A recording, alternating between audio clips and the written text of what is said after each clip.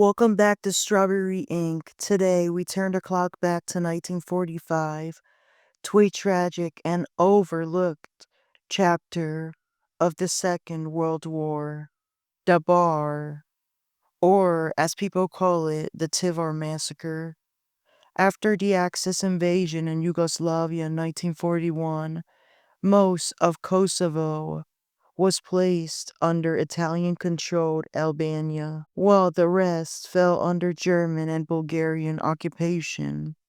This period saw a complex, three-dimensional conflict, inter-ethnic tensions, ideological struggles, and international alliances collided in deadly ways. Many of Kosovar Albanians collaborated with Axis powers who promised them a vision of a greater Albania.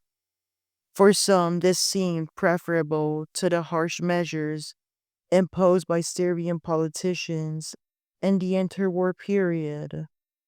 Policies that included the expulsion of Albanians and the settlement of mostly Serb colonists in Kosovo. Throughout the war, an estimated 10,000 Serbs and Montenegrins were killed in Kosovo, mostly by Albanian paramilitary groups such as Davomnitari and Bali Kombatar. Tens of thousands more were expelled or sent to concentration camps in Pristina and Mitrovica in a campaign aimed at Albanizing the province. By 1942, the city of Bar became home to many Serbs, Montenegrins, and other refugees fleeing Kosovo. Some of these individuals joined the partisan forces and became actively involved in the conflict. By the end of the war, the 27th Serb Brigade had retaken Kosovo, a region still majority Albanian. Resistance movements opposed the return of Serbian and Montenegrin forces. During this period, Shaban Paluzha, a prominent Albanian commander of the Drenica Brigade, initially collaborated with Albanian partisans.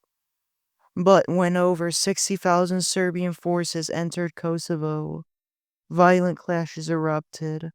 Paluzha refused to follow Yugoslav orders, which demanded the Albanian men to pursue retreating German forces on the Sirmian front, while Serbian and Montenegrin brigades remained in Kosovo. Returning to his home in Drenica, he and his forces engaged in intense battles against Serbian and Montenegrin partisans. Despite heavy resistance, Paluzha was killed on the 21st of November in 1945. The death of Paluzha and the defeat of Albanian resistance fueled Serbian partisan efforts to mobilize Kosovo Albanians, particularly young men, to prevent future uprisings. This led directly to the tragic events in Bar. During spring of 1945, unarmed Kosovo Albanian men were forcibly mobilized under the guise of fighting retreating German forces or assisting Enver Hoxha's National Liberation Movement in Albania. They were assembled in Prizren and marched on foot in three columns to Bar, a journey across rugged mountain ranges that took weeks. By March and April, roughly 13,000 men were deported from Kosovo and Macedonia in four echelons to the Adriatic front. Locals described them as exhausted and distressed upon arrival. Once in Bar, the first echelon was divided into three groups, each with a drastically different fate. The first group, about 1,200 men, was ferried to Trogir Karaja.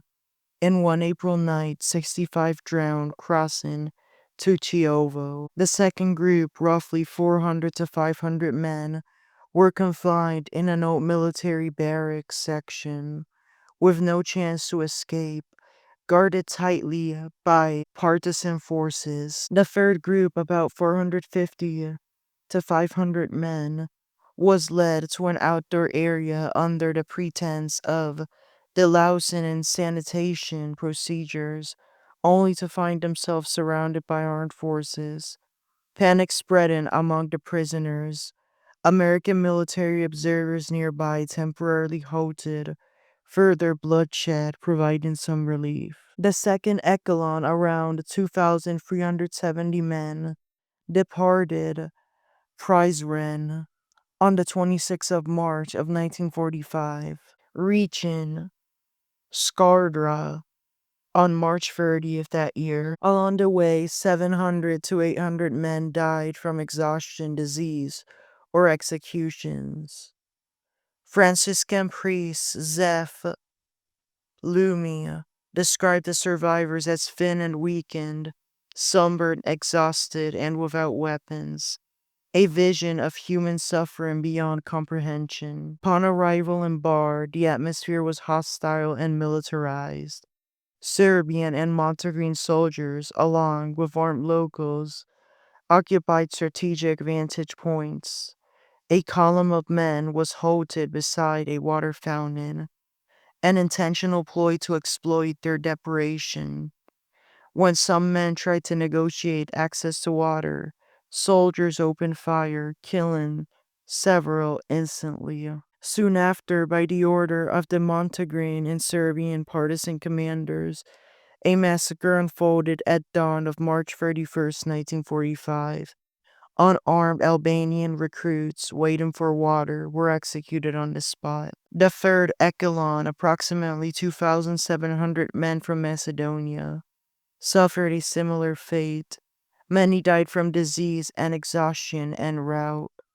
Others were sent to a military storehouse in Old Dubrovnik, where a fire and stored chemicals killed between 650 to 800 men. At Barsko Polje, tensions escalated when one Albanian allegedly killed a partisan officer and another threw a smuggled bomb. Guards fired into the crowd, prompting survivors to flee into the mountains. In one instance, hundreds were herded into a tunnel, which was sealed, leading to asphyxiation of those trapped inside.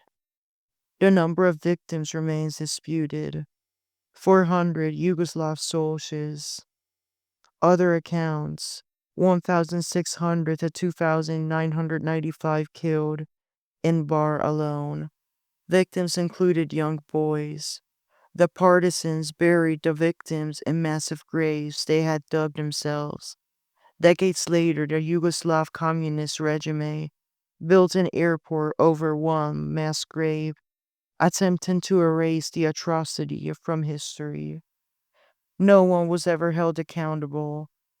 The massacre, carried out under the guise of military necessity, remains a dark chapter of revenge, politics, and wartime cruelty. The Bar Massacre reminds us that in war, the lines between justice and vengeance, victim and predator can blur, and that history sometimes buries its tragedies beneath concrete, leaving only the echoes of those who were silenced. Thank you for listening to Strawberry Ink. Join us next time as we uncover more stories hidden in the shadows of history. Take care, stay safe, have a good rest of your day, and may all those affected rest in peace.